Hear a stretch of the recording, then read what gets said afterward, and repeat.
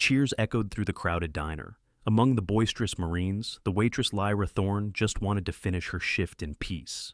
"Hey, princess!" Corporal Jensen sneered, a cruel smirk on his face. He grabbed her by the shoulder of her shirt and ripped it in front of everyone. The entire diner fell dead silent. On her shoulder wasn't a scar, but a top-secret tattoo, a symbol worn only by legends. Jensen had just made the last mistake of his life. Before a cool late September breeze swept through Jacksonville, North Carolina, carrying the scent of pine and the distant tang of the Atlantic. Autumn was beginning to assert itself, painting the edges of the leaves in hues of rust and gold.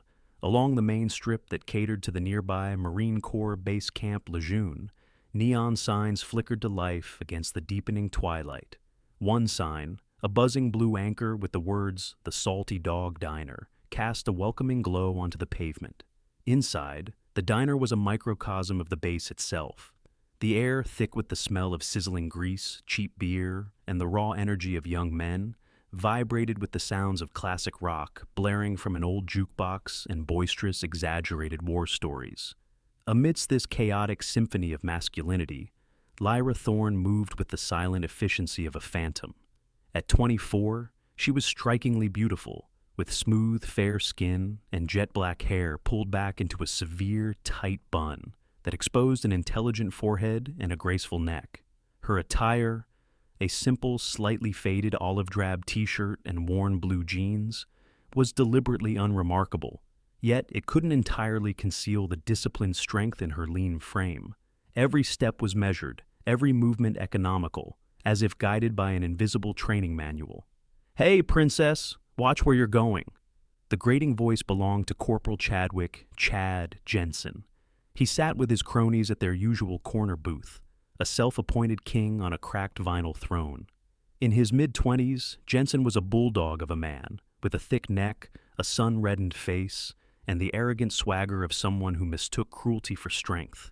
His tight polo shirt strained against his overdeveloped chest. "What's with the funeral face? Some jarhead break your heart?" A chorus of crude laughter erupted from his table. Lyra offered no reaction, her placid expression unchanged, her deep blue eyes revealing nothing. On the inside, however, she cataloged everything: Jensen's childish need for dominance, the pack mentality of his followers, and the complicit silence of other Marines who knew better but chose not to intervene. This daily ordeal was part of her cover, a necessary hardship.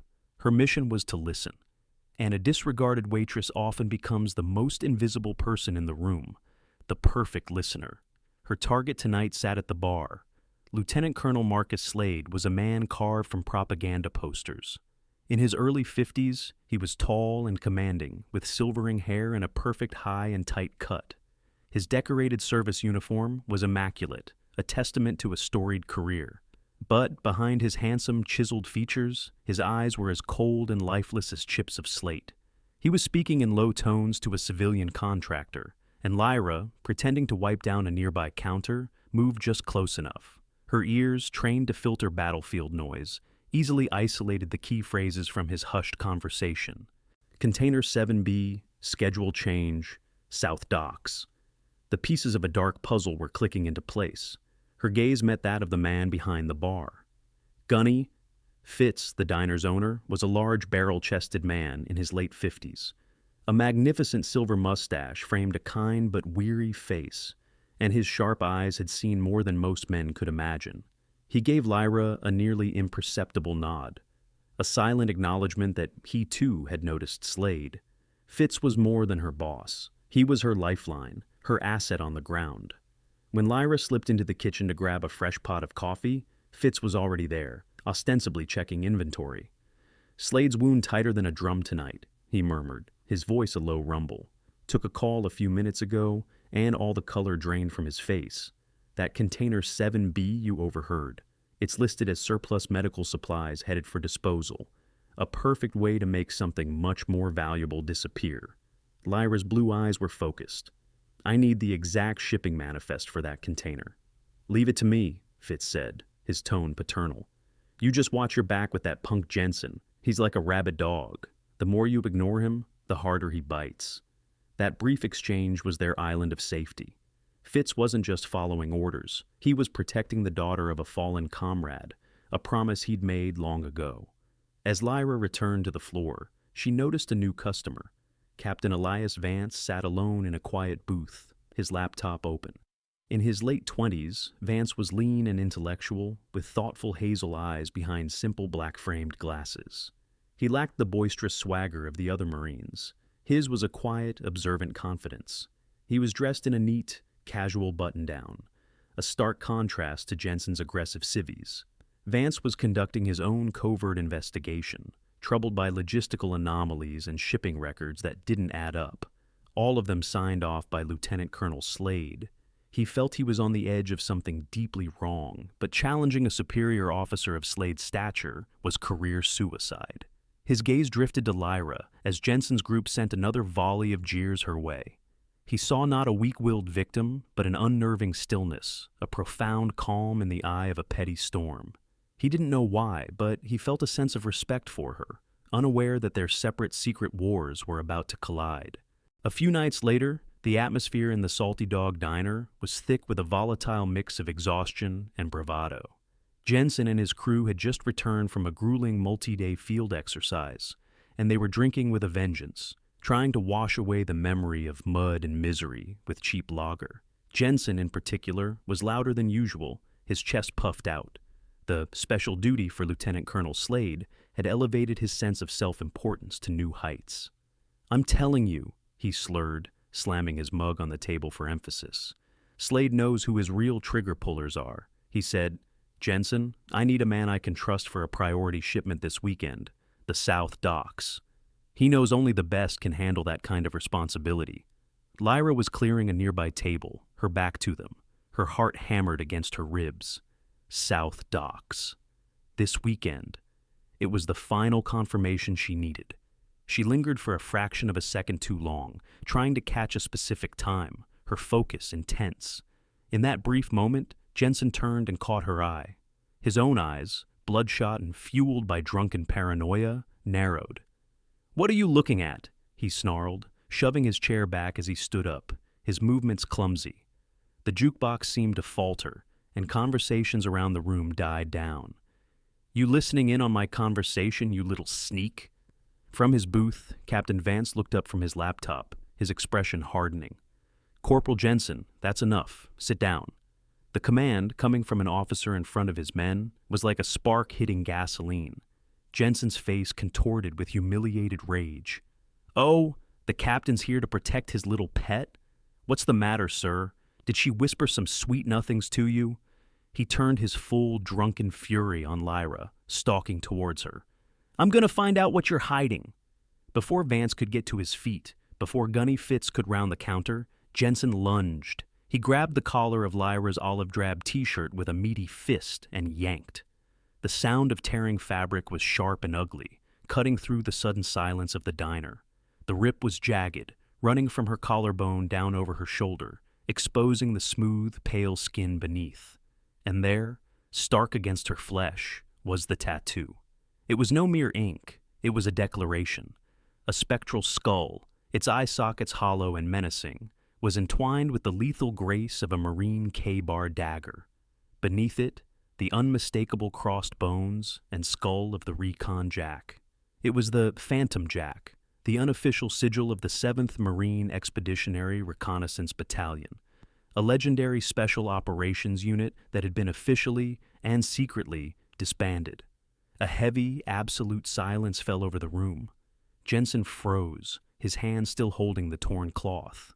The alcohol haze evaporated from his brain, replaced by a sudden, bone-deep chill. He didn't know the specifics of the insignia, but he knew he was looking at something, and sacred and deadly. In that deafening quiet, a fork clattered onto a plate. From a corner booth, an older man stood up slowly.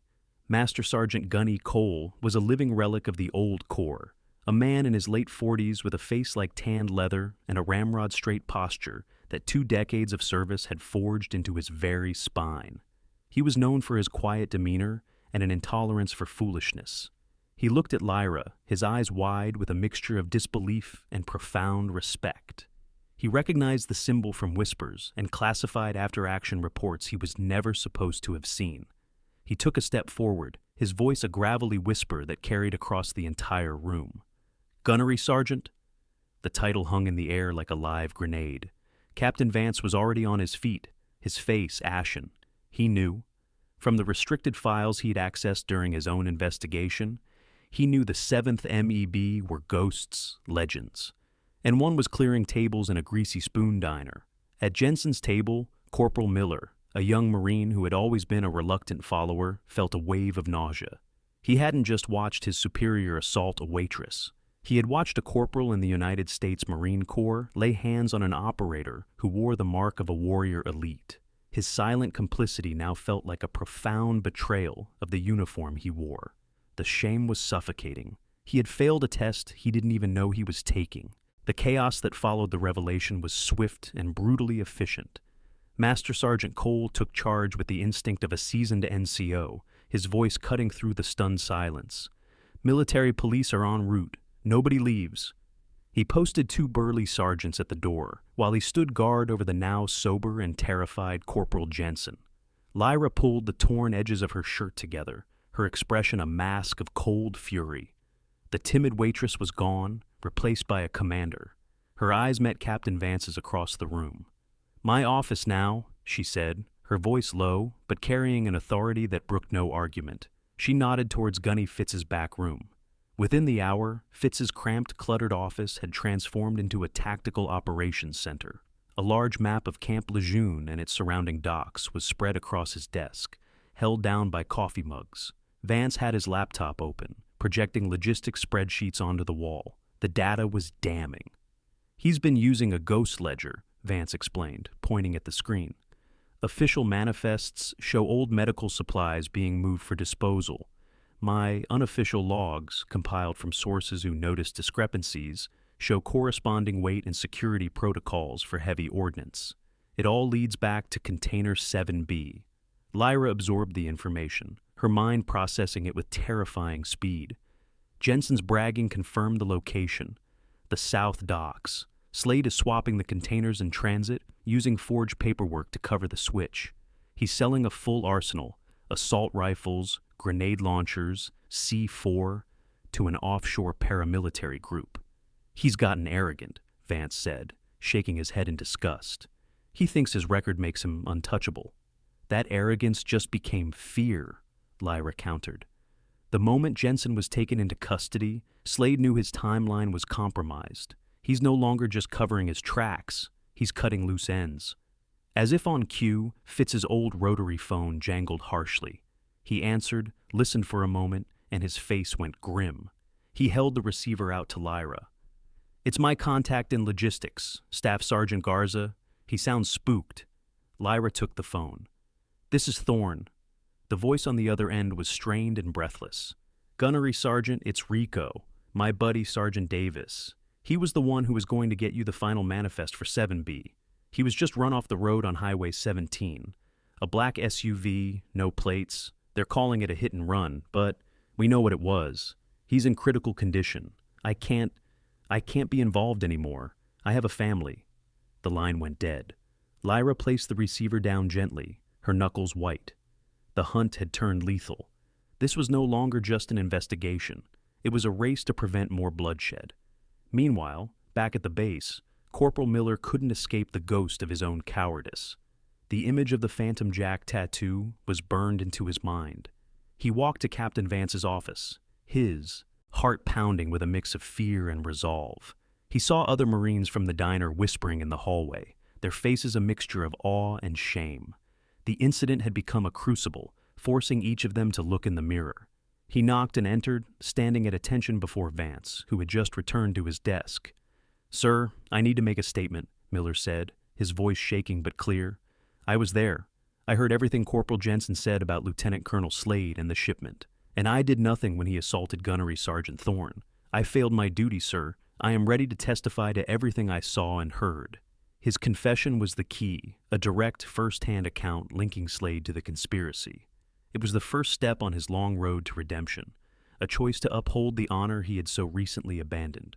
The South Docks were a graveyard of rust and shadow, A thick, salty fog rolled in from the Atlantic, muffling sound and clinging to the hulking shapes of abandoned shipping containers. Dressed in black tactical gear, Lyra Thorne was a creature of this environment, a predator perfectly adapted to the darkness. Through her night vision goggles, she gave a silent hand signal. Her small, elite SOCI team moved into their final positions. On the perimeter, Captain Vance and his hand-picked squad of loyal Marines had locked down every possible escape route. A heavy truck rumbled to a stop in the designated clearing. Lieutenant Colonel Slade emerged, his movements betraying a nervous energy beneath his disciplined exterior. He was met by a man who stepped out of a black sedan.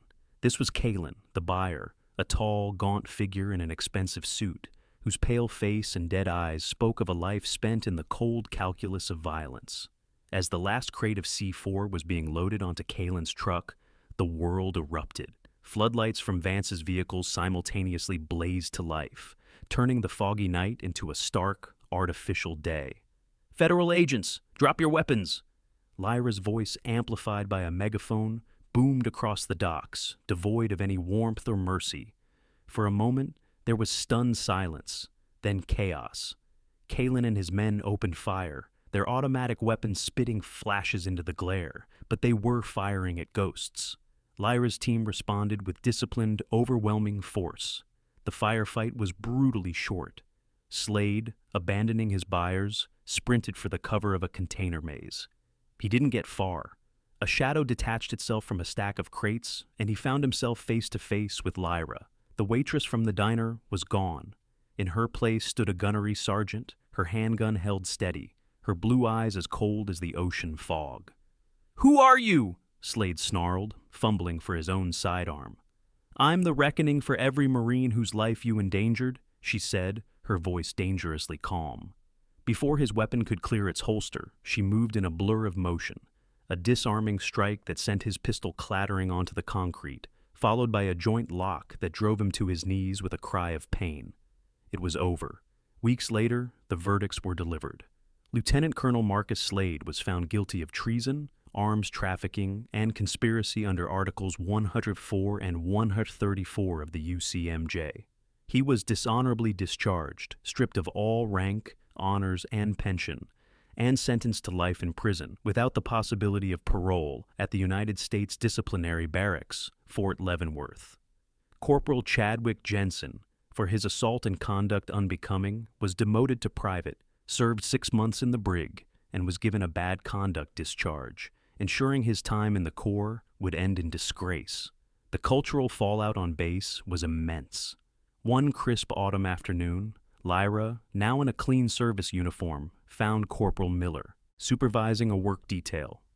"Miller," she said simply. He snapped to attention. "Gunnery Sergeant, your testimony was crucial. It took courage," she said, her tone professional but not unkind. "I just did what I should have done in the first place, Gunny," he replied, his gaze steady for the first time. "Thank you." Later, Elias Vance found her on a hill overlooking the sprawling training grounds. The setting sun cast long shadows, and the air was clean and cool. "It suits you," he said, nodding towards the base below. "This new role as an instructor." A small, genuine smile touched Lyra's lips. "I'm starting to think so. There's a lot of work to be done." "Good thing you don't have to do it alone," Elias replied, standing beside her. The ghost of the 7th MEB was finally home. She had stepped out of the shadows, not just to avenge the past, but to forge a better future for the Corps she loved. Her war was no longer fought in secret, but here, in the hearts and minds of the next generation. And that was the most profound victory of all. In the end, Lyra's story is about more than just a secret identity revealed. It's a powerful reminder that the greatest strength is often hidden beneath the quietest surface. Some might call it a miracle, the way she was in that exact place at that exact time to expose a darkness that had taken root. Perhaps it was something like an act of God, not a flash of lightning from the sky, but the steady, unwavering courage of one person sent to be a light in the shadows. It shows us that sometimes prayers are answered not with a loud voice, but with a quiet warrior who is willing to endure, to watch, and to act when the moment is right. In our own daily lives, we may not face down arms dealers, but we all encounter our own tests of character. We see people being underestimated at work, in our communities, or even in our own families. We have a choice. We can be like Jensen, who found his power in tearing others down. Or we can find the courage, like Miller, to admit when we are wrong and stand for what is right. Lyra Thorne teaches us that true strength, the kind that changes the world, isn't about how loud you are. It's about the depth of your integrity. What did you take away from this story? Tell us about a time you witnessed quiet strength overcome loud arrogance. Share your thoughts in the comments below. If this story resonated with you, please share it with someone who might need a reminder of their own inner power. Be sure to subscribe to the channel and hit the notification bell so you don't miss the next story. Thank you for watching. May God bless you and your loved ones and keep you safe always.